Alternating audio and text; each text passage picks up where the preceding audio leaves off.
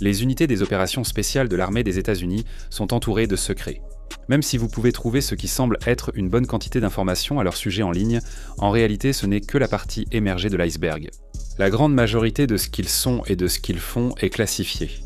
Le manque d'informations est extrême pour les 5 unités de niveau 1 du Joint Special Operations Command, mais une unité reste encore plus secrète.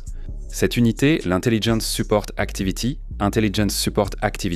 de l'armée américaine, reste moins connue que la Delta Force ou les Sea, Air and Land. L'équipe 6 est probablement méconnue de la plupart des gens. Bon sang, on ne trouve que quelques photos prétendument authentifiées d'eux, alors ne pensez pas que les images utilisées vont concerner cette unité.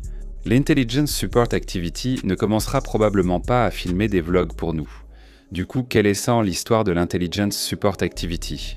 Pourquoi est-ce l'unité d'opération spéciale la plus secrète de l'armée américaine et que sait-on publiquement à ce sujet ? Nous répondrons à ces questions et plus encore. Salut, je suis Vinny, vétéran et voix de General Discharge. Suivez-nous pour explorer les unités de niveau 1 du Joint Special Operations Command. Voici l'Intelligence Support Activity. Avant qu'elle s'appelle Intelligence Support Activity. Le Field Operations Group, créé à l'été 1980, visait à participer à une seconde tentative de sauvetage des otages américains à l'ambassade de Téhéran, après l'échec de l'opération Eagle Claw. Cette opération ayant révélé une faille dans le renseignement militaire américain, la direction souhaitait créer une unité secrète d'opérations spéciales dédiée à cette mission. À sa création, le groupe des opérations de terrain, dirigé par le colonel Jerry King, menait des missions secrètes de renseignement en Iran. La deuxième tentative de sauvetage des otages a été annulée, mais le groupe des opérations de terrain a été maintenu et même agrandi. Le gouvernement américain voyait une grande valeur à disposer de meilleures capacités de renseignement au sol pour les futures opérations spéciales. Et même s'ils avaient en la CIA pour faire ce genre de choses, ils se disaient « plus on est de fous, plus on rit ». Le 3 mars 1981, le groupe des opérations de terrain est devenu une unité permanente d'opérations spéciales, renommée Activité de soutien du renseignement de l'armée américaine. Leur logo, montrant un pigargue à tête blanche américain tenant un claymore entouré d'une ceinture de kilt et une devise latine signifiant « La vérité triomphe de tous les liens », est vraiment impressionnant aujourd'hui. Le Pentagone nie souvent connaître les activités de l'Intelligence Support Activity en raison de la nature de leur mission. Ils ont aussi reçu divers noms pour détourner l'attention ou toute enquête sur leur identité ou activité. Ils ont porté les noms de Task Force, Orange, Centra, Spike, Thorn, Victor et Grey Fox. Mais voyons maintenant les actions et méthodes de l'Intelligence Support Activity. La plupart des gens imaginent une unité d'opération spéciale de niveau 1 comme des opérateurs barbus et redoutables en mission pour neutraliser une cible importante. Une vision effrayante, surtout si vous êtes visé. Même si les opérateurs sont très remarqués dans les unités spéciales de niveau 1. De nombreuses personnes œuvrent en coulisses pour rassembler les informations essentielles à la mission. L'Intelligence Support Activity fait partie de ces acteurs. La mission de l'Intelligence Support Activity diffère de celle des autres forces d'opération spéciales. Sa mission principale n'est pas le combat direct, mais des actions secrètes et clandestines pour soutenir d'autres opérations militaires. En résumé, la Delta Force et l'équipe Dev privilégient l'engagement direct et les tactiques de combat, tandis que l'Intelligence Support Activity effectue des opérations de renseignement et d'espionnage tactique. Mais ne vous y trompez pas, même si un opérateur de l'Intelligence Support Activity n'a peut-être pas la même spécialisation dans l'action directe ou les assauts qu'un membre du Sea, Air and Land Team 6 ou de la Delta Force. Ils sont assez formés pour ce type de mission si nécessaire en opération. La plupart des opérateurs de l'Intelligence Support Activity sont d'anciens bérets verts américains, expérimentés en combat et formés aux langues. Le combat ne leur est pas étranger.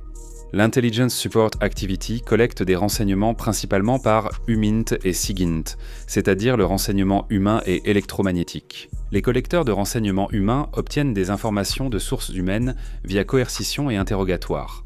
Leurs agents excellent en filtrage, tactique, interrogatoire, questionnement et liaison, ce qui leur permet d'obtenir les meilleurs renseignements. Les agents de l'Intelligence Support Activity collectent le renseignement électromagnétique en interceptant les communications ennemies ou en plaçant un dispositif d'écoute sur une cible, ce qui correspond à la structure supposée de l'Intelligence Support Activity. L'Intelligence Support Activity serait formée de plusieurs escadrons, chacun avec un objectif spécifique. L'escadron des opérations, aussi appelé escadron du renseignement humain ou terrestre, sert d'unité de collecte du renseignement humain de l'Intelligence Support Activity. Ensuite, il y a l'escadron du renseignement d'origine électromagnétique, qui, comme son nom l'indique, est responsable de la mission de renseignement d'origine électromagnétique de l'Intelligence Support Activity. L'escadron de soutien aux missions comprend probablement le soutien logistique des deux escadrons opérationnels, bien que sa composition exacte soit inconnue, comme l'achat de matériel, le financement des opérations, la formation et la gestion des ressources humaines. Il est également important de noter qu'au sein de ces escadrons, il y a des équipes d'opérations cyber, des équipes d'opérations technologiques et des équipes de soutien aux missions, qui sont toutes utilisées et mobilisées pour effectuer des tâches spécialisées. Pour réussir, n'oubliez pas le personnel de soutien en opérations spéciales. Ils font plus que vous ne l'imaginez. Étant donné la spécialisation de la mission de l'Intelligence Support Activity, que faut-il pour intégrer cette unité de niveau 1, secrète et d'élite ? Vous pourriez être surpris d'apprendre cela, mais la majeure partie du processus de sélection de l'Intelligence Support Activity est gardée secrète et tout le monde ne peut pas simplement postuler. Beaucoup d'opérateurs de l'Intelligence Support Activity sont des bérets verts expérimentés car leurs compétences correspondent à la mission de l'Intelligence Support Activity. Disposer de personnes multilingues aptes à gérer des situations délicates derrière les lignes ennemies est un atout majeur pour une unité de renseignement. Mais attention, les candidats viennent aussi d'autres branches de l'armée, quel que soit leur profil. Les recruteurs privilégient souvent les personnes multilingues.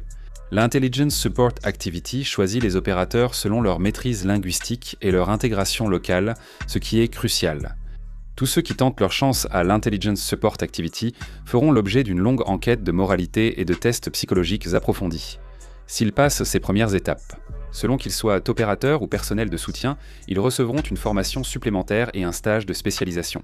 Le processus de sélection des opérateurs de l'Intelligence Support Activity privilégie les compétences physiques pour les opérations sur le terrain et les aptitudes pour les opérations de renseignement.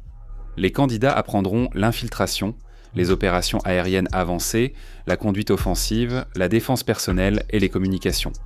Ils apprendront aussi diverses techniques d'espionnage et de renseignement pour réussir leurs opérations de renseignement humain. Également une formation technique sur le renseignement électromagnétique, incluant transmission et interprétation des signaux. Après leur formation de base, les opérateurs de l'Intelligence Support Activity continuent souvent à perfectionner leurs compétences avec d'autres spécialistes. Dans le renseignement, comme la CIA, l'Intelligence Support Activity et les unités de niveau 1 ne sont pas accessibles via un simple recruteur. Les opérateurs de niveau 1 viennent souvent d'unités spéciales de niveau 2, comme les Rangers, Bérets Verts ou SEALs. Merci d'avoir regardé. Veux-tu vraiment être ici ?